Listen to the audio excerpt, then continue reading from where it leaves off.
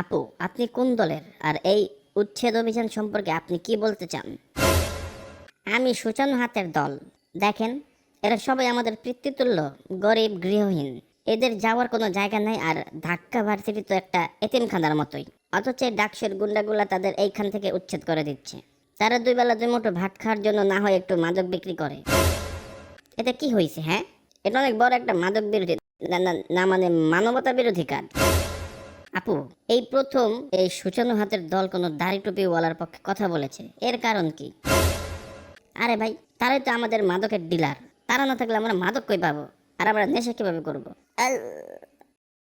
ভাইয়া, আমি আবেগে বলে ফেলেছি কথাগুলো।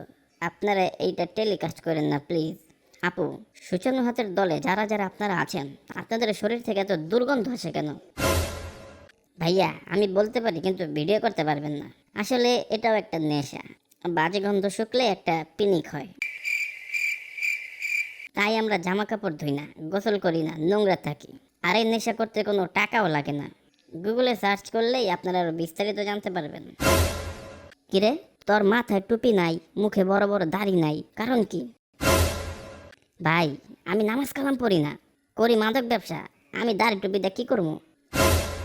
আরে বেটা, দেখোস না আমি মাদক সহ হাতে নাতে ধরা খাইছি, তারপরে মানুষ আমার প্রতি সিম্প্যাথি দেখাইতেছে। সবই তো হয়েছে এই দাড়ি টুপির লেগা। দাড়ি টুপি তো আমার বুলেট প্রুফ জ্যাকেট। আমি কি নামাজ কালাম পড়ি? হেল লেগে কি আমি দাড়ি টুপি রাখছি? দাড়ি টুপির নিচে তো আমি মাদক খাই আর বেচি। আমি তো আলহামদুলিল্লাহ বেটা পারি না।